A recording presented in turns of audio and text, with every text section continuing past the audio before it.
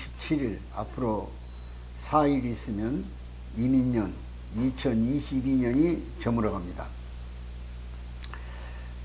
정말 다사다난했다는 역사적인 날들이 많이 기억됩니다. 새로운 정부가 들어서서 상당히 희망적인 여러 가지 희망을 갖게도 했습니다마는 우크라이나의 어두운 전쟁, 러시아의 침공이죠. 그리고 또 사드가 아니라 코로나의 대유행, 또 그 외에도 여러 가지 경제적 지표의 성장 둔화, 거기에 고금리, 고환율, 또 고물가 등 삼고에 정말 서민들을 시들게 하고 주택 가격의 하락으로 많은 소위 금융을 이용해서 부동산을 매입했던 사람들의 고충은 뭐 소득의 한 60%까지를 이자에 부담을 가져야 된다고 했으니 참으로 암울할 겁니다. 또 실제로 그렇게 경제 환경은 지금 전개되고 있습니다.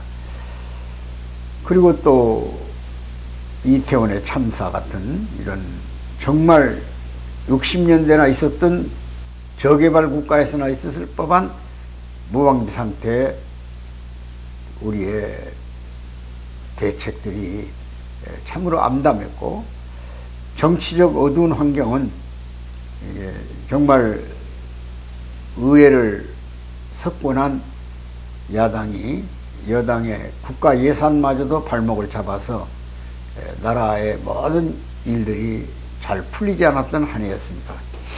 다만 여러분들이 그래도 건강을 잘 관리하고 그 고난을 극복해 주셨다면 우리는 그 이상의 어떤 바람이 없을 겁니다. 그러나 세모에 우리를 가장 불안하게 한 것은 지난 26일 오전 10시부터 시작된 북한의 드론 소위 침공입니다. 드론으로 우리 한반도에 위협을 가해왔다, 그런 얘기죠.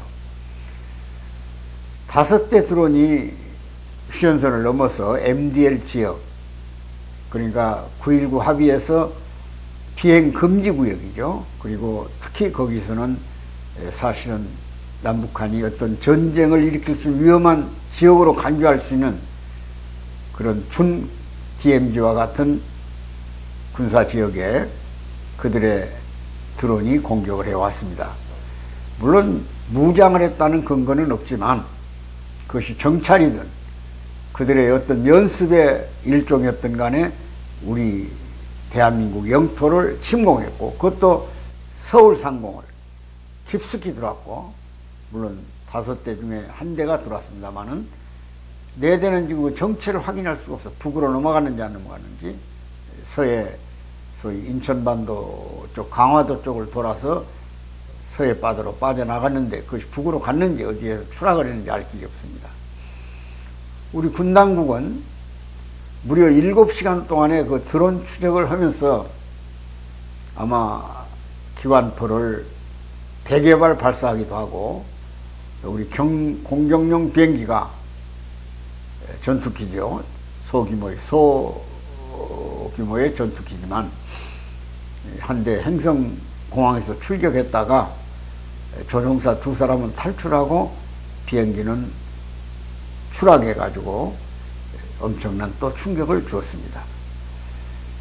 그 시간이 무려 7시간이에요. 그 7시간 동안에 우리 군이 과연 영공을 사수할 의지가 있었던 것인지, 그러면 그런 전투 능력이 전혀 없는 건지,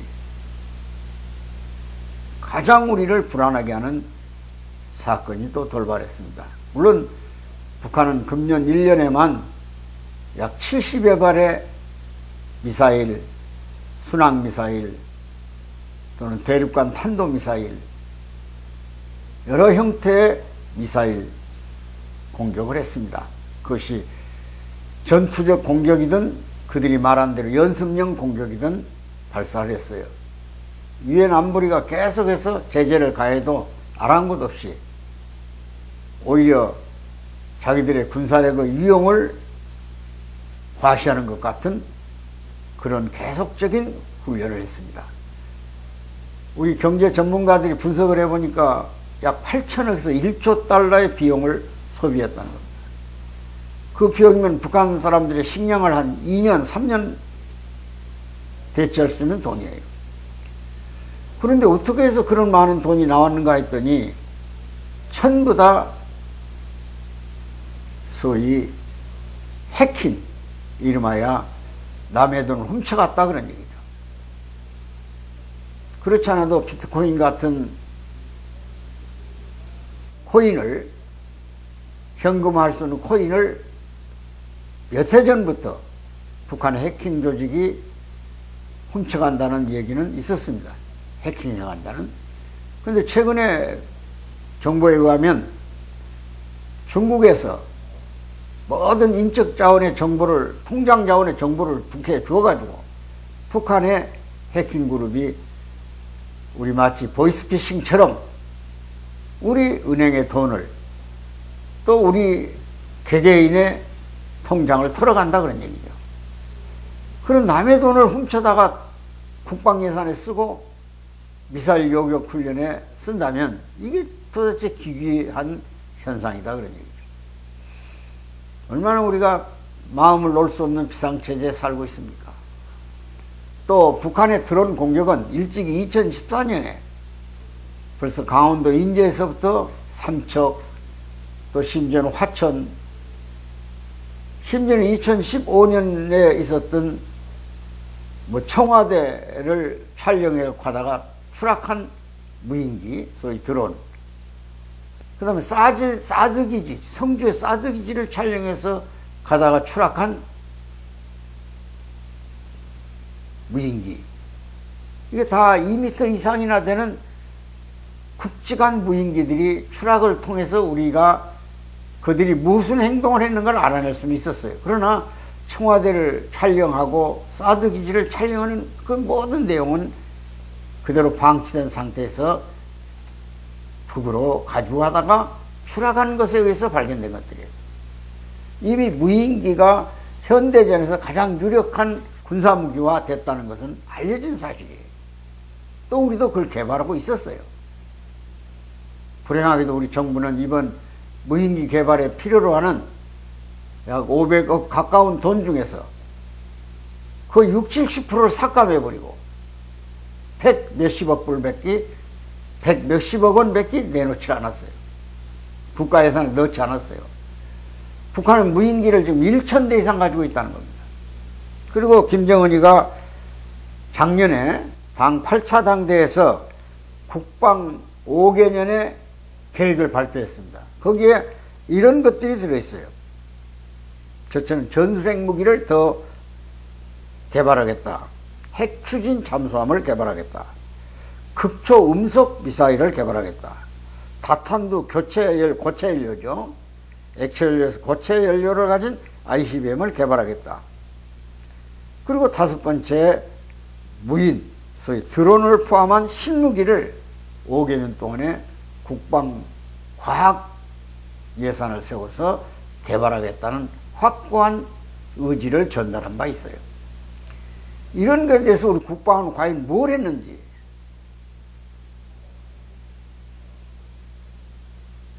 백여 발에 요격을 하고도 무인기를 한 대도 추락시키지 못했어요. 그것이 또 7시간 동안 진행됐어요. 이렇게 안보가 허점이 돼가지고 우리가 어떻게 편안한 삶을 살 수가 있냐 그런 얘기입니다. 지난 정부가 북한에 대해서 소위 좋은 말로는 친화적 관계를, 대북 관계를 평화적 관계로 종전협정이니 평화정책이니 평화조약이니 하면서 미온적으로 끌고 가다가 군의 정신상태가 완전히 해이된 것은 사실이에요. 소위 크게는 국방의 민주화, 군의 민주화라는 이름으로 비상이 해제된 상태에서, 속된 표현을 써 죄송합니다만 군이 개판돼 버렸어요. 정신전력 강화는 말할 것도 없고 무기체계도 전투기 체제라든지 요격 체계라든지 또 천문이, 천궁이, 신궁이 이런 거대한 무기들은 시험 발사를 여러 차례 했습니다. 그러나 실제로 북한이 무인기에 대한 도발, 이미 무인기는 현대전에서 가장 유력한 전투수단의 하나입니다. 지금 우크라이나전에서 이란이 러시아에게 무인기를 주어가지고 러시아가 우크라이나의 곳곳을 지금 폭격하고 있지 않습니까? 무인기 폭격. 그게 가장 미사일과 유사한 행위를 할 수 있는, 전투 행위를 할 수 있는 무기가 드론이에요. 무인기예요. 쉽게 말하면. 사람이 타지 않았다 그런 얘기예요.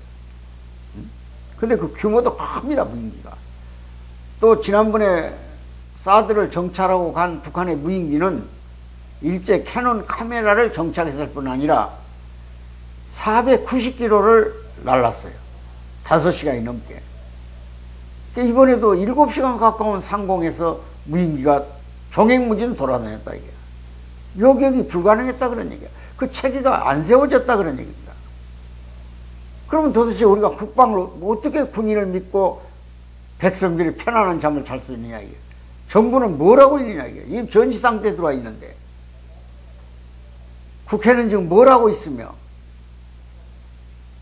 윤석열 정부에 의해서 임명된 국방장관 이하의 각군 중요 직책을 맡은 사람들은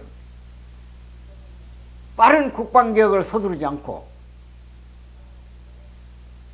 신전투에 대한 개념을 확실히 정해서 어떤 형태의 도발에도 즉각적으로 대응하고 그에 유사한 행동을 할 수 있는 전투태세를 갖춰야 할 거 아니냐 그런 얘기. 우리에게 무슨 휴전, 지금 정전이 필요하고 휴전이 필요하고 지금 지속될 수 있습니까? 언제든 전투 상황이 도발될 수 있는 것은 북한은 언제든지 도발하고 있지 않습니까? 김정은이 지금 얼마나 지금 당당한 배짱을 가지고 김영정이 앞세워가지고 요사스러운 궤변을 드러놓으면서 우리 국방을 뒤흔들고 있고 우리 정치를 뒤흔들고 있고 우리 국민을 우습게 보고 있고 심각한 문제입니다. 군의 정신개혁, 전력개혁, 국방개혁 시급한 문제입니다. 국방 이대로 안 됩니다. 지금 북한은 우리가 갖고 있지 못하는 비대칭 전략 무기가 있습니다. 그것이 바로 핵이고 또 AN2 저공비행, 우리에게 스텔스 기능을 가진 폭격기가 있다면 북한에는 저공비행을 해서 2만여 명의 특수부대를 남쪽에 즉각 전투태세를 갖추고 어느 지역에 가서든 전투할 수 있는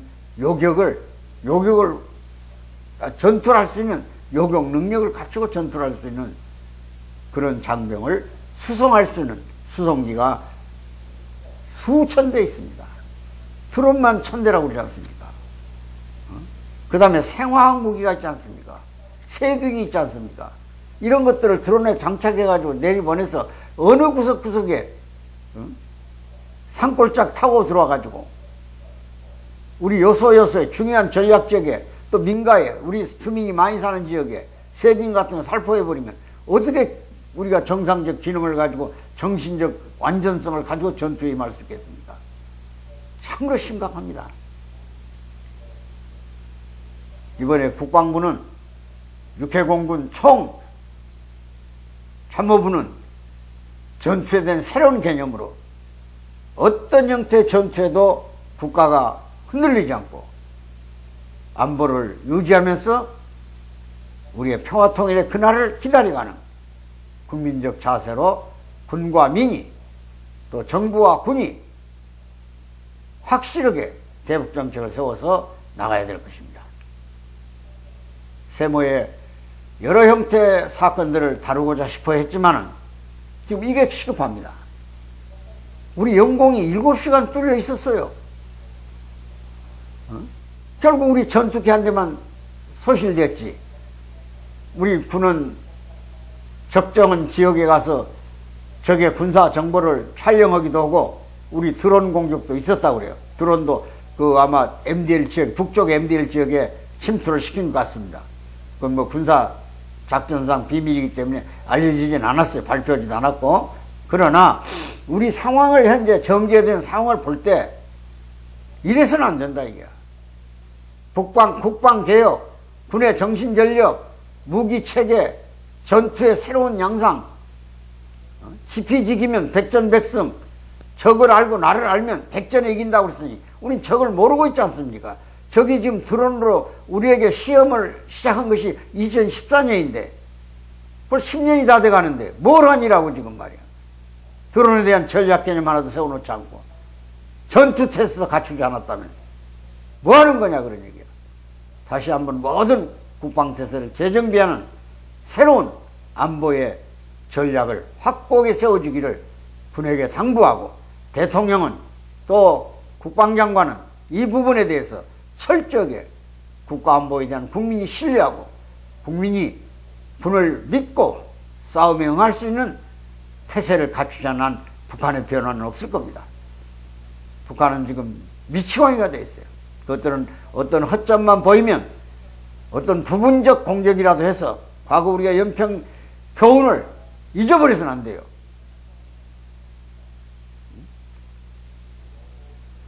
우리 배가 두 동강이 나서 수십 명의 전사자를 낳지 않습니까?